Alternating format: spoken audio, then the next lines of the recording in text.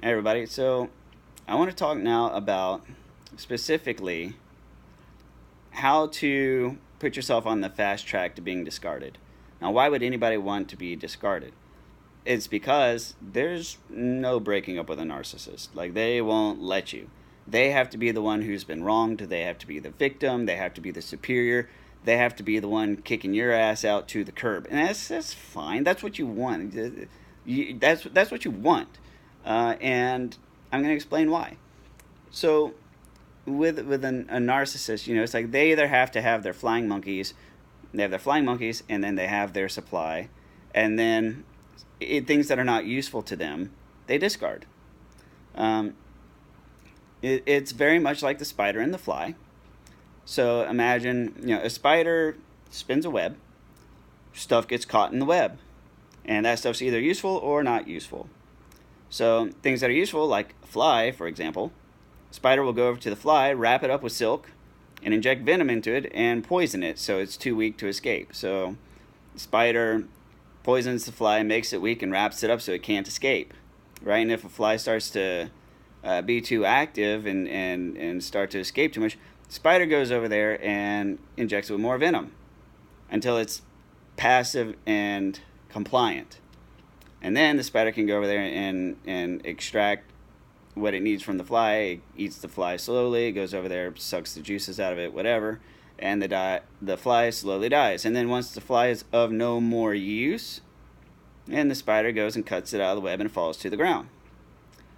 Same thing is true of like leaves and twigs or pine needles or little small rocks and particulates and fibers and grass and all these pollen and dandelions and all these other things that get caught in a spider's web. Spider will go and cut out anything that is not useful because that's potential fly space that's being taken up, right? So with that in mind, you want to get out of the spider's web, just like a spider does. The way out is not by biting your way out. No, that's what triggers the spider to go and wrap more silk and inject more venom and to be more aggressive to the fly trying to fight its way out. Which is what I had to do in my divorce. It's a horrible, horrible way to go. I didn't know any better back then. So what's the better way? Well, by being discarded. Get your ass thrown out to the curb. Have a plan for it, right? Because they're like a gypsy curse. You can't get rid of a narcissist until you give them to somebody else. That's how you get rid of them. You can't just be rid of them. You have to give them to somebody else before you can leave. And what you want is you want to be discarded. You want to be replaced, and you want to be the one to be thrown on your ass, because it is so much better, so much better. Because otherwise, that's how you end up in the circles of conflict, the circles of fighting, the never-ending hoovering, the cycle of abuse where you leave, they hoover you, they say they're sorry, they apologize to get you back, and all that stuff. And that's what happens whenever you try to fight your way out, is this circle.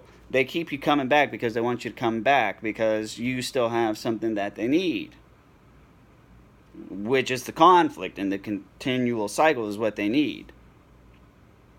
So you just want them to discard you. So let's talk about some good, easy ways to be discarded. If you're a girl, it's gross, but this is my number one recommendation to women. You ready? Once a month, start leaving blood in the toilet. Or if you're a dude or a girl, leave your brown in the toilet. Yeah. Surprise! Right? It's a really good one because it's gross and disgusting. And very quickly, that makes anybody not want to be around you if you leave your blood in the toilet. Same thing with, shavings from where. One I like to recommend is clipping your toenails in bed. Because what you want to do is you want to try and do these things that are disgusting. Most narcissists have a thing about hygiene. Not all of them, but a lot of them have a thing about hygiene. So you just kind of want to be disgusting a little bit. Not so much that it's overt and apparent, but oh, I'm sorry, I forgot to flush the blood down the toilet. Or be like, oh, sorry, I ate Taco Bell and then I was on my phone. I swore I was actually on the phone talking to Bob, and I didn't want to flush the toilet while I was on the phone. I forgot to flush. Sorry. Um, or be like, oh, sorry about the toenails. I thought I got, what, the phone rang while I was clipping my toenails, and I thought I was gonna come back and clean them up, but sorry, I forgot. Um, that's always a good one. Um, you know, fart in bed. I'll give you a good hint how to get some really bad gas really quick.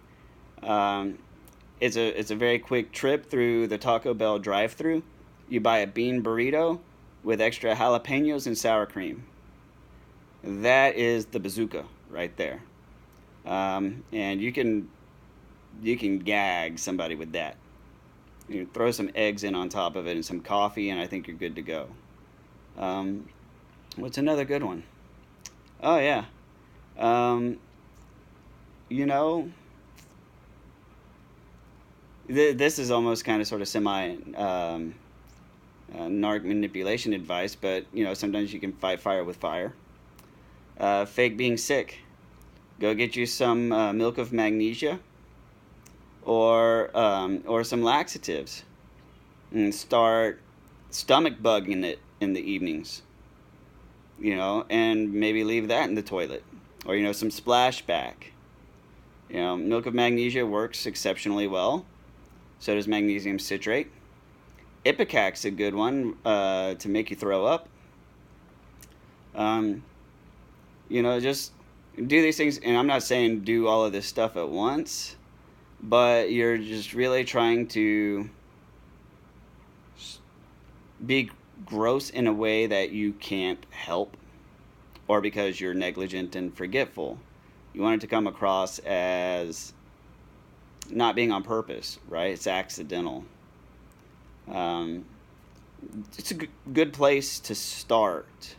It's not going to completely get you discarded, but if you do that in combination with everything else, like doing the gray rock, not getting pulled into arguments, recognize the fact that when they come at you with an accusation, they're wrong on purpose. It's not going to work. And you can even say that, be like, look, just because you come at me knowing you're already wrong about something, just because you want the fight, like, it doesn't obligate me to argue back with you. And they come with you, it's like, I see you're mad, but I'm not obligated to argue with you. I'm not going to argue with you. I'm not going to do it. If that's how you feel, that's how you feel. I don't have to argue, and I'm not going to, because I don't want to. So you can just take that attitude somewhere else. I got to go pick my nose, and then I got to go take my Ipecac and throw up later. Oh, this will be a good one. If you really, really, want to if you really want to do something convincing and really, really speed your way along, take Ipecac like on a date, or like to some event that he or she is really looking forward to.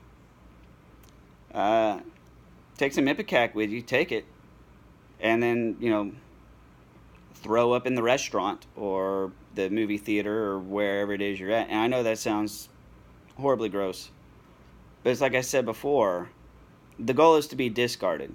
You can do as much of this or none of this. These are just ideas, mind you, because these are the tricks that narcissists use as well. A good trick that they love to do is fake being sick.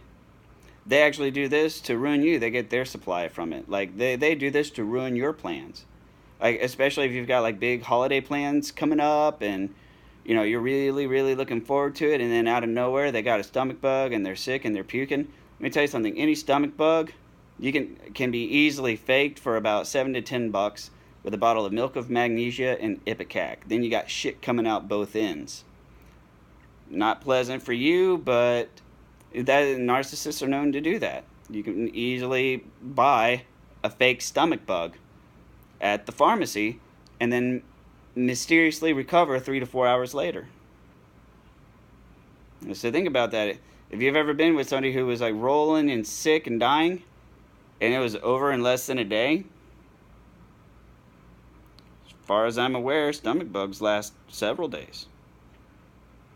Seems like you were sick and dying at lunch, and now it's like 8 hours later and you want to go out.